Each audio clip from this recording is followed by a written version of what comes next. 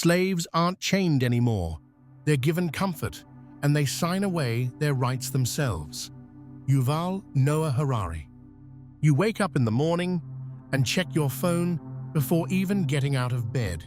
Notifications, banking apps, face recognition. A quick scan, and the day begins. You don't question it. You think it's just normal, convenient, modern, but something deep inside feels off, like you've handed over something invisible, something important. You stand in line at the store. The person in front of you taps their phone to pay. No card, no cash, just a blink, and done. You smile. It's fast, easy, feels advanced. But when was the last time you used cash? When was the last time you made a decision without some kind of screen watching, logging, tracking it? This isn't paranoia. It's not a conspiracy. It's the quiet death of the last human rights we didn't even know we still had. They told you it's for your safety, for your comfort, for your own good. But they never asked for your permission. They didn't need to, because they got you to say yes without even knowing what you were agreeing to. Privacy isn't taken. It's surrendered. Slowly. One tap at a time. One face scan at a time.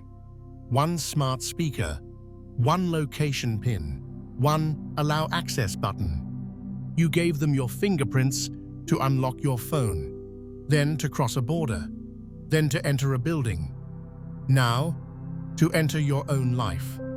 And maybe for now, you can still choose. Maybe.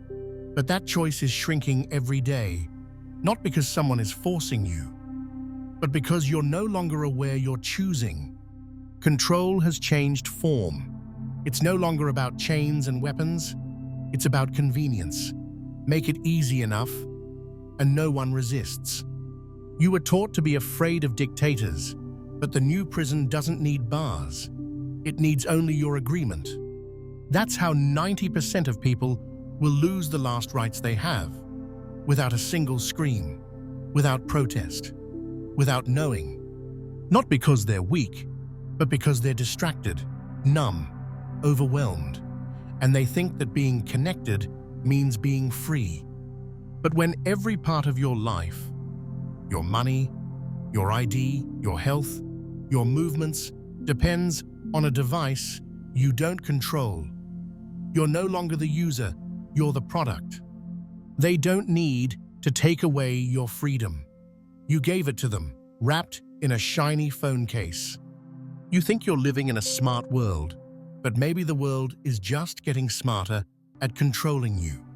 By the end of this video, you'll understand why your discomfort is not your enemy. It's your last warning sign. This isn't about technology, it's about ownership. Who owns your choices? Who decides what you can or can't do? Because if you don't know the answer, someone else already does. They're not going to come for your rights with guns. They'll come with apps, with updates, with terms and conditions you never read. They'll come with loyalty programs and digital wallets promising speed, comfort, and access. And you'll say yes, again and again, because everyone else already did. That's how it works. Not with force, but with agreement. They don't need to fight you. They just need to convince you that saying yes means you're winning, while every click signs away one more layer of your freedom. 10 years ago, cash was still normal. Now, try walking into a high-end store and paying with it. You'll feel like a criminal. Try opening a bank account without handing over your face, your phone number, your every move. It's nearly impossible. Try traveling without apps tracking your location, your behavior, your preferences. One country after another rolls out new systems, quietly, behind the noise of daily life. In China, your social score determines if you can take a train, book a flight, or even buy certain products. It's based on your behavior and the behavior of those around you. One wrong post, one connection to the wrong person, and your life is locked. That's not a sci-fi movie. That's reality. In Australia, during the lockdowns, drones flew over cities, checking if people wore masks. If you didn't answer a location check-in on the government app within 15 minutes, police could show up at your door. In Europe, the digital green certificate became the only way to cross borders. In some places, without it, you couldn't work, study, or enter public buildings. And in countries like Ukraine, everything is pushed into a single app. Digital ID, vaccination status, taxes, even court documents. Convenient? Sure. Until you realize that everything about you is now in one place, and one switch can shut you out. You think you're still choosing? Try living 1 week without your phone. No banking, no maps, no work access, no social confirmation. You'll feel lost. That's the point. They've made it impossible to function outside the system. And when survival depends on staying inside, freedom becomes a luxury you can no longer afford. They'll never need to knock on your door. The camera in your pocket sees more than any spy ever could. You update your face, you update your fingerprints, you uploaded your entire identity willingly. And they watch, they store, they connect dots you don't even know exist. Not because they care about you, but because data is the new gold, and your habits, your fears, your weaknesses are profit. And the most brutal part? You defend it. You argue that it's normal, easier, just how the world works now. You shame those who question it. Because to question it means facing a terrifying truth, that maybe, just maybe, you've been walking yourself into a digital cage, one step at a time.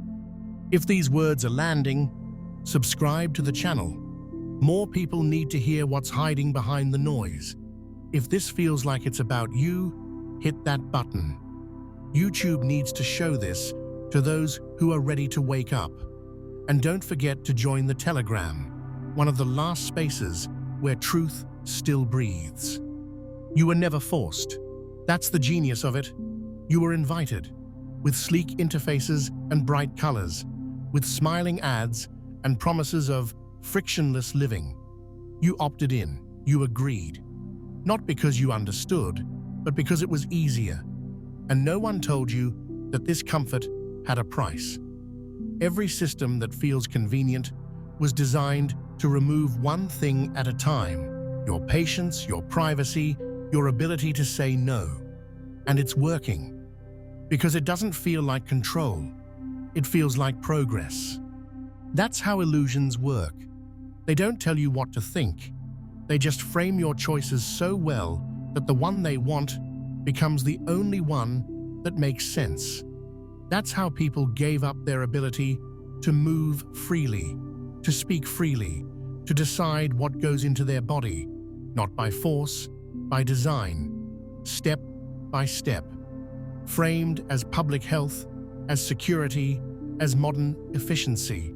But underneath that surface, there's always a mechanism, and that mechanism is built on your silence, on your automatic accept, on the idea that you shouldn't question what everyone else is doing.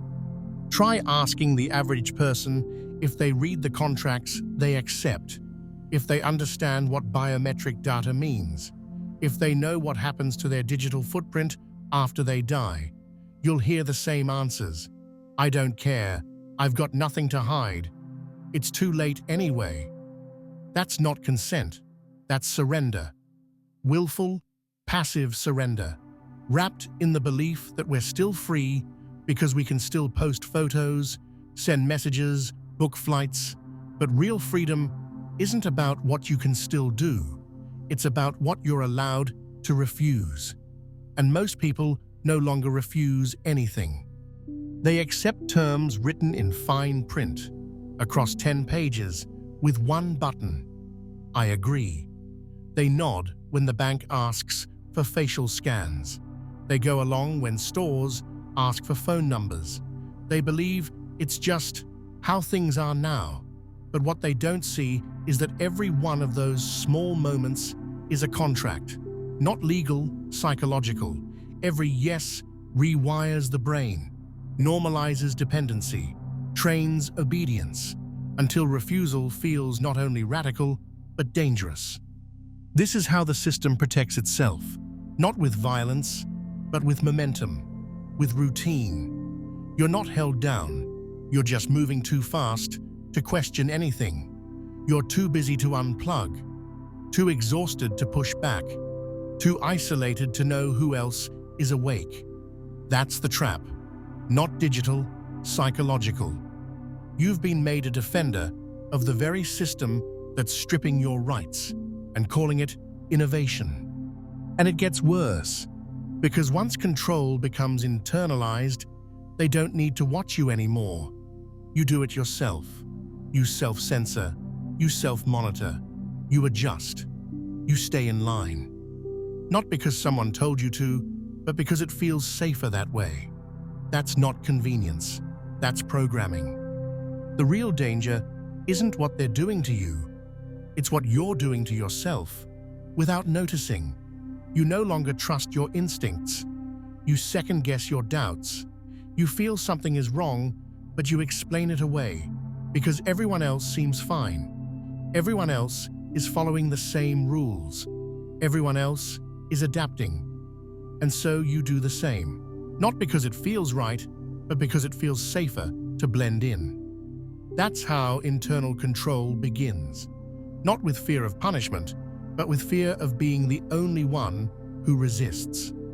You avoid cash, not because you hate it, but because it draws attention. You don't speak up when apps ask for access to your microphone, because it's just part of the setup. You let the scanner read your face at the airport, because arguing would delay the line. These aren't big choices, but they're shaping who you are. Every time you stay silent, every time you comply, you become more compatible with the system and less connected to yourself. That's the most brutal part. Control doesn't need to fight your identity, it just needs to replace it with a version of you that fits. A digital citizen. Predictable, trackable, programmable. They don't care what you believe as long as you act the way they want. And over time, those actions become your habits. Your habits become your mindset. And your mindset becomes a cage, built from within. You start filtering your own thoughts, not posting certain things, not reading certain content, not asking certain questions. You stop exploring. You stop wondering. You shrink to stay safe. And safety becomes your new identity. But it's not really safety. It's sedation. Comfort in exchange for clarity. Convenience in exchange for courage. And the longer you stay there, the harder it gets to remember what real freedom even felt like. This is why most people won't see it coming, because they're not waiting for a knock at the door. They're waiting for a disaster, a collapse, a war. But control today doesn't need disaster. It only needs agreement. Silent, habitual agreement. That's why 90% will give up their last rights. Not because they're forced, but because they're numb. Because they don't remember what it means to live without being watched. Because the prison now feels like home. And in this new world, silence is loyalty, obedience is virtue, compliance is survival. But none of that makes you free. You can still smile, work, travel, and talk, and still be fully owned. Because ownership isn't about what you do. It's about who decides what you're allowed to do. And once you lose that, nothing else matters. There's a reason it's called a system, because it's closed. You're not supposed to see the edges. You're not supposed to ask who designed it, who benefits, or what happens if you step outside. The more invisible it feels, the more powerful it becomes. And right now, the system is built on one thing: digital compliance. It doesn't matter what you think, what you believe, or what you say, as long as you scan, sign, click, and smile. You can feel angry, afraid, or lost, but none of that matters if your behavior stays predictable. You think it's about technology, but it's not. It's about architecture, a structure of control where your every move is logged, your every choice is framed, and your every option is predefined. When every transaction, every message, every step is recorded, your freedom isn't taken, it's simulated. You feel like you're choosing, but the path has already been built, and the walls are getting tighter. What's most terrifying is how subtle it is. You never get a letter saying, "Your rights have been removed." Instead, one day you wake up and realize you can't access your money unless you update an app. You can't board a flight unless your health data matches the current requirements. You can't buy food without scanning a code, and all of it looks normal because it didn't happen overnight.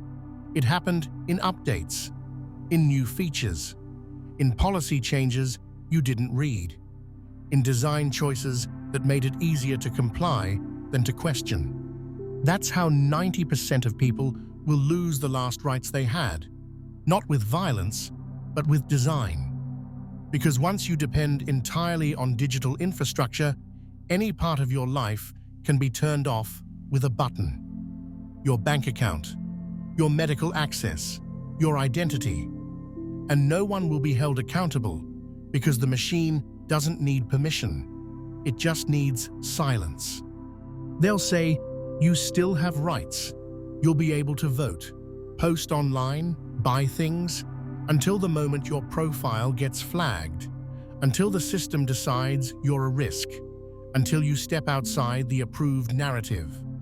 Then you'll see how fragile your so-called freedom really is, because freedom that depends on permission isn't freedom at all." And here's the final twist. The system will make you love it. It will make you grateful.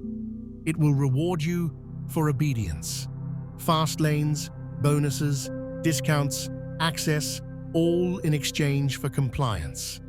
You'll start to feel like resisting is foolish, like asking questions is dangerous, like freedom is outdated. And once that belief settles in, the system no longer needs to control you. You'll do it yourself. There's only one thing that keeps this entire structure alive: your agreement. Not just legal agreement, psychological, energetic, emotional. That's the deepest secret. Everything in this system works because you said yes. And here's the part no one tells you. You can say no. You always could. Every digital contract, every biometric scan, every policy functions on assumed consent.